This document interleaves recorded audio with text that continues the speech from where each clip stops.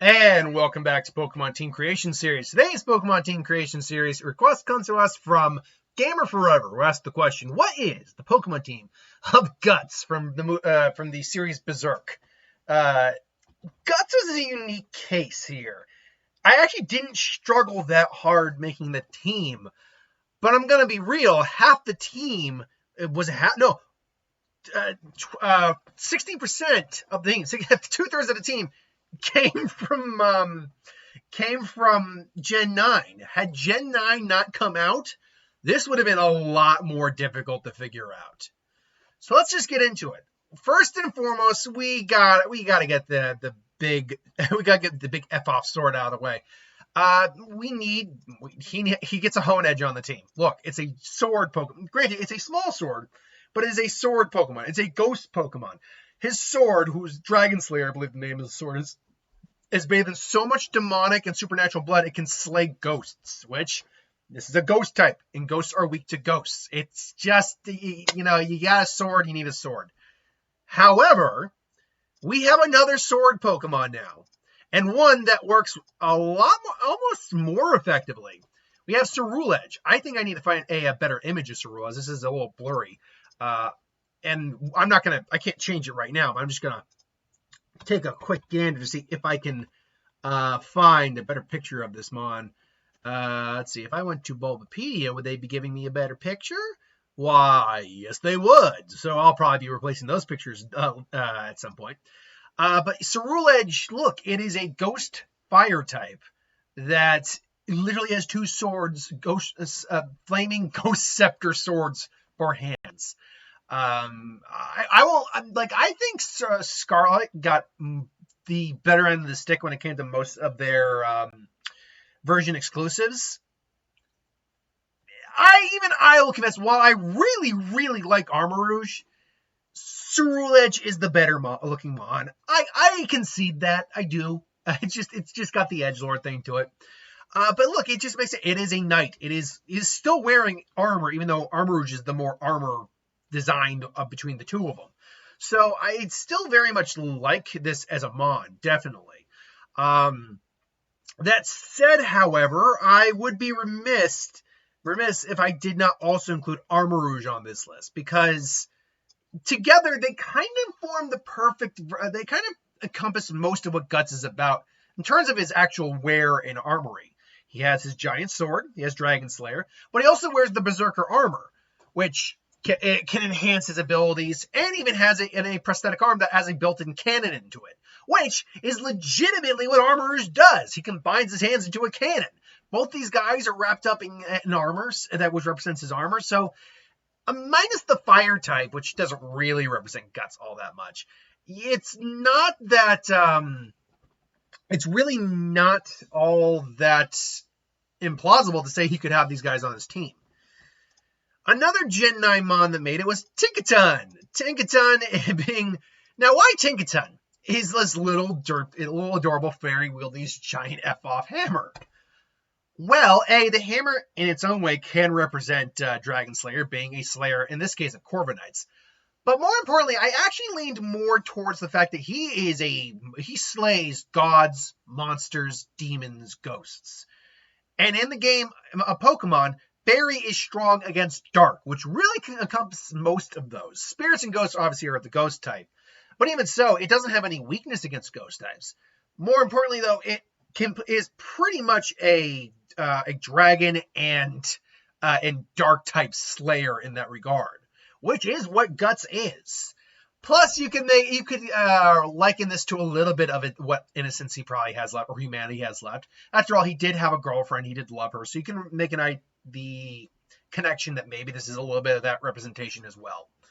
Last Gen 6 mon that made it on the team, and both Annihilape and the last Pokemon share a combination of share something with Guts, and that is the move Outrage. I wanted a mon that could learn the move Outrage because Guts is famous for going, as the name of the show suggests, berserk, going into a berserker rage and carving armies to sunders, demons, everything in between. He just goes full on Primeape, Annihilape shit. Annihilape I like a lot. I'm definitely playing with him my next playthrough, definitely, because I just love the fact they gave Primates some love, and it's just a cool evolution. And you bet your ass whenever I get around to doing a Gohan team, your Beast Gohan, everyone, seriously.